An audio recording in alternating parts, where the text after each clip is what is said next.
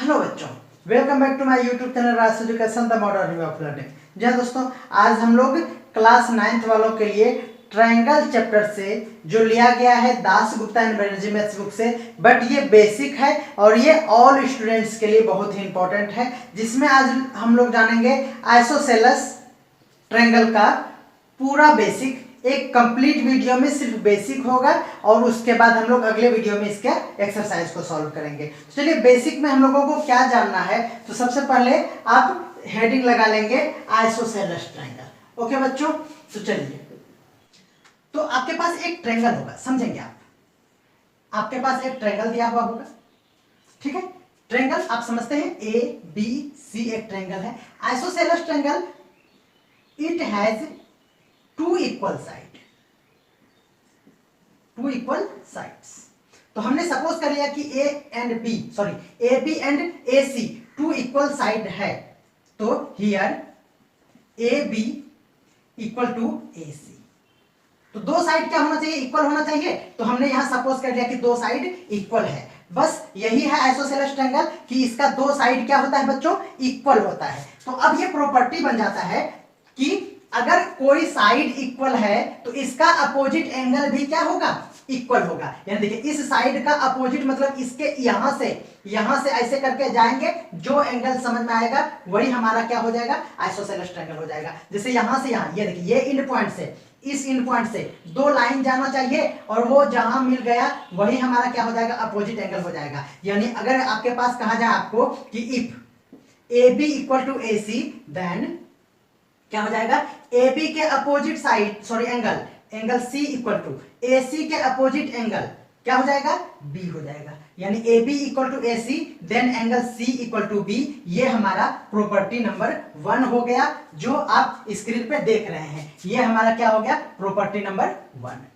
ठीक है, चलिए, ये रूल है, आप याद रखेंगे। अब देखिए बच्चों, हमने इसलिए ऐसा यहां वर्ड यूज किया है कि जैसे सपोज कर लीजिए कि इस तरह का आपके पास कोई आइसोसेलेस ट्रायंगल दिया हुआ है। ओके बच्चों, चलिए, ये आपके पास आइसोसेलेस इसमें ट्रायंगल दिया हुआ है। तो देखिए बच्चों, अगर आपको ये कहा जाए कि this equal to this and this is a isosceles triangle P Q, ये देखिए आइसोसेलेस ट्रायंगल है।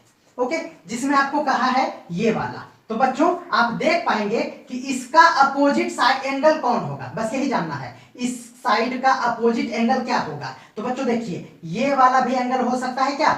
ये वाला भी एंगल हो सकता है क्या? ये वाला भी एंगल हो सकता है क्या? अब आपको हो गया कंफ्यूजन। देखिए, यही बात जानना सबसे ज्यादा जरूरी है। तो बच्चों आप बताइए, अगर कहूंगा मैं कि इन ट्रायंगल ए बी सी, दिख रहा है आपको? A B C, when side A B equal to A C, आप देख रहे हैं A B equal to A C, तो आपके मन में अभी तो आ जाएगा कि sir angle C equal to B यानी B इक्वल टू सी। बस जब इस तरह से मिक्स फिगर होगा और आपको नेमिंग भी उलट पुलट करके दे दिया जाएगा, तब आपको यहाँ डाउट्स क्रिएट हो जाएंगे कि इसके अपोजिट में ये वाला लिया जाए या ये वाला लिया जाए या फिर ये वाला लिया जाए। समझ में आ रहा है ना? इसके अपोजिट में ये लिया जाए, ये लिया जाए, ये ले जाए। मैं एक सिंपल फिगर लिया हूं, लेकिन ये कंफ्यूजन क्रिएट होता है। तो बच्चों देखेंगे, ये देखिए, सबसे पहले आप इस तरह से फिक्स कर लीजिए, जिस एंगल को एडजेसेंट एंगल है दो इक्वल साइड का, उसका जो है ये एंगल फिक्स कर लीजिए। यानी दो इक्वल साइड का कॉमन वर्टेक्स जो हो उसको फिक्स कर लीजिए, और इससे निकलने वाला एंगल जो होगा, इससे निकलने वाला जो एंगल होगा, इसी को जाएंगे। बीच में अगर कोई भी लाइन हो उसको नहीं देखना है, यानी डायरेक्ट वहां चले जाएंगे। तो आप देखेंगे कि ये कॉमन वर्टेक्स है, तो यहां से यहां तक पे बात करेंगे। इसके बीच में जो ये सब आ रहा है ना, इसको नहीं देखेंगे, इसको नहीं देखेंगे। अब यहां से यहां तक का अपोजिट कौन एंगल हो जाएगा? ये वाला। और यहां से यहां तक अपोजिट एंगल क्या हो जाएगा? ये वाला। आप समझ पा रहे हैं? ये हो गया हमारा क्रैकर्स बन गया। ओके बच्चों, तो आपको ये बात अभी समझ में नहीं आएगी, लेकिन जब आप एक्सरसाइज में क्वेश्चन को सॉल्व करेंगे तो आपको ये डाउट्स जो होंगे हर एक क्वेश्चन में, वो यही कंफ्यूजन आपको क्लियर कर पाएगा। तो आप ये समझ पा रहे हैं। ये क्या हो जाएगा बच्चों? ये हो जाएगा एंगल ए बी के अपोजिट में सी है और इधर है बी। तो ये इस तरह से सोचना है, ये वाला एंगल ऐसे फिक्स करना है, और तब देखना कि ये यहां गया और यहां गया, तो बीच वाला हर एक चीज को भूलते हुए एकदम सामने चले जाना है और इसका यहाँ पे सामने चला जाना।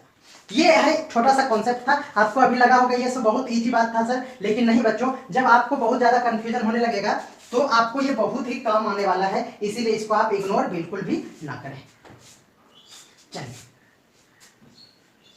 तो पहला थ्योरम आपने देखा, रूल कहिए, थ्योरम कहिए, प्रॉपर्टी कहिए, कुछ भी कहिए, जो पहला रूल था ये था। अब कहेंगे इसी में दूसरा रूल क्या होगा बच्चों, रूल नंबर 2 क्या होगा, वो angle A equal to angle B, किसमें, इस तरह से आपको दिया हुआ है ABC। अगर A इक्वल टू B कह दे, A इक्वल टू B कह दे, देन इसके A के सामने वाला side, opposite side BC equal to B के सामने वाला साइड AC। ओके बच्चों, चलिए ये दो बातें हो गई। अब तीसरा थ्योरम देखिए क्या कह रहा है।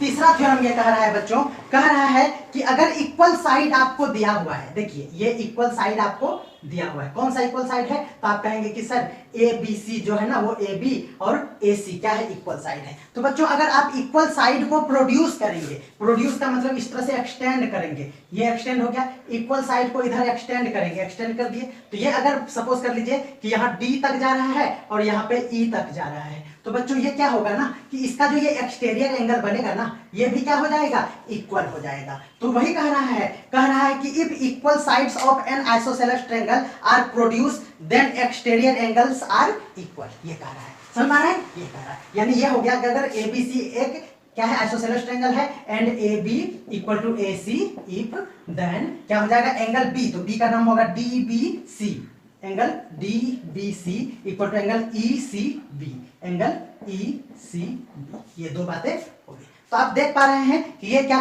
था, हमारा तीसरा रूल था, थर्ड रूल यही था। तो चलिए अब देखिए, अब फोर्थ रूल क्या कह रहा है, उसको भी देखिए, कह रहा है कि the three angle of an equilateral triangle are equal. तो बच्चों ये क्या, इक्विलैटरल ट्रायंगल आ गया, बट इक्विलैटरल ट्रायंगल जो है ना वो आइसोसेलेस कॉन्सेप्ट पे ही बेस्ड है। तो सपोज कर ले कि ये दोनों अगर इक्वल होता, क्या होता बच्चों, ये दोनों इक्वल होता, तो ये इसके अपोजिट वाला ये और इसके अपोजिट वाला ये भी इक्वल होता, बोलेंगे हाँ सर हो जाता। अच्छा ये वाला छोड़ दीजिए, अगर ये दोनों इक्वल था ही, अगर हम कहें कि ये वाला इसके इक्वल है, तो आप कहेंगे कि तो इसके अपोजिट में ये एंगल और इसके अपोजिट में ये एंगल भी क्या होगा, इक्वल। तो देखिए यहाँ थ्री साइड्स जो है वह इक्वल है, तो थ्री एंगल भी क्या हो गया, इक्वल हो गया। तो यही आप देख रहे हैं कि if angle A equal to angle B equal to angle C, then side A के अपोजिट में BC इक्वल टू B के अपोजिट में AC और C के अपोजिट में AB, ये भी क्या होगा, इक्वल होगा। और इसी का कॉर्लरी अगर हम कहें तो इधर से इधर और इधर से इधर, यानी इसको हम लोग क्या कहते हैं, इंप्लाइज एंड इंप्लाइड बाय। समझ रहे हैं ना, अगर एक लाइन में आप लिखेंगे तो ये हुआ इंप्लाइज और इधर भी एरो दे देंगे तो इंप्लाइज एंड इंप्लाइड बाय। तो हो गया, तो ये दोनों रूल होता है, अगर ये तो ये, अगर ये तो ये, अगर मगर मगर मगर, हो गया, समझ में आ गया। चलिए तो ये हम लोगों ने देखा कितना नंबर रूल नंबर हो गया जाके 2 3 4 हो गया, ये रूल नंबर 4 था। चलिए अब रूल नंबर 5 क्या कह रहा है उसको भी आप देखिए। ये आज छोटा सा वीडियो होगा बट ये बड़े काम के होंगे, ये बहुत ही काम की वीडियोस हैं, आप इसको एंजॉय करें आज और आपको शाम में फिर दूसरा वीडियो अपलोड हो जाएगा। ओके तो चलिए, तो देखिए अगर आपको आइसोसेलेस ट्रायंगल दिखाना हो, प्रूफ अगर करना हो कि ये आइसोसेलेस ट्रायंगल है, तो आप टू साइड्स को या तो इक्वल दिखा दीजिए या फिर टू किसको, टू एंगल को इक्वल दीजिए। किसी भी एक बात को अगर दिखाएंगे तो फिर थ्योरम से हम ये कह देंगे कि इसका साइड इक्वल होगा और साइड जब इक्वल होगा तो आइसोसेलेस ट्रायंगल हो जाएगा। तो बच्चों अगर एंगल इक्वल है तो भी आइसोसेलेस होगा दो एंगल, और अगर दो साइड्स भी इक्वल है तो भी वो हमारा क्या होगा, आइसोसेलेस ट्रायंगल होगा। तो ये बातें आप समझ गए। अब देखिए लास्ट जो पॉइंट है बच्चों, लास्ट कॉन्सेप्ट है कि अगर आपके पास एक आइसोसेलेस ट्रायंगल है तो इसके बीच से अगर हम लोग इसको यहां से क्या ड्रॉ कर देंगे, एल्टीट्यूड ड्रॉ करेंगे बच्चों। तो आप देखिए ये क्या हो जाएगा ना, A B C है और ये D है। तो देखिए बच्चों इसी को कहते हैं हम लोग लाइन ऑफ सिमेट्री। कब, जब ये दोनों एंगल भी इक्वल हो और ये दोनों साइड भी इक्वल हो, यानी आइसोसेलेस ट्रायंगल में क्या होता है, लाइन ऑफ सिमेट्री होता है, वही एल्टीट्यूड भी होता है। कोई दिक्कत यह है, और इसी बात को हम लोग कहते हैं, इसको कहते हैं एक्सिस ऑफ सिमेट्री। क्या कहते हैं इसको, axis of symmetry, axis of symmetry. समझ में आया, एक्सिस ऑफ सिमेट्री। तो बच्चों यही आइसोसेलेस ट्रायंगल में ही नहीं, इक्विलैटरल ट्रायंगल में भी हो सकता है ना। हमको तो दो ही साइड से मतलब है अगर आप इधर से इधर डालेंगे तो भी लाइन ऑफ सिमेट्री, समझ में आ रहा है ना। अगर आप ये देखिए फिगर थोड़ा सा गड़बड़ हो गया, इक्वल होना चाहिए इक्विलेटरल ट्रायंगल का, तो ये है सपोज कर लीजिए इक्वल साइड है। तो बच्चों देखिए यहाँ से अगर सपोज कीजिए ये दोनों अगर इक्वल रहा होगा तो ये रहा होगा लाइन ऑफ सिमेट्री। आप कहेंगे कि सर ये दोनों इक्वल है तो इधर से इधर लाइन ऑफ सिमेट्री, तो ये भी 90 डिग्री। आप कहेंगे कि सर ये दोनों इक्वल अगर था तो इधर से लाइन ऑफ सिमेट्री, तो ये भी हो गया। तो बच्चों ये जो मीट कर इसको क्या बोलते हैं बच्चों, इसको हम लोग बोलते हैं सेंटर ऑफ ग्रेविटी, ऐसे फिजिक्स में हम लोग जानते हैं, और मैथ में इसको बोलते हैं ऑर्थो सेंटर।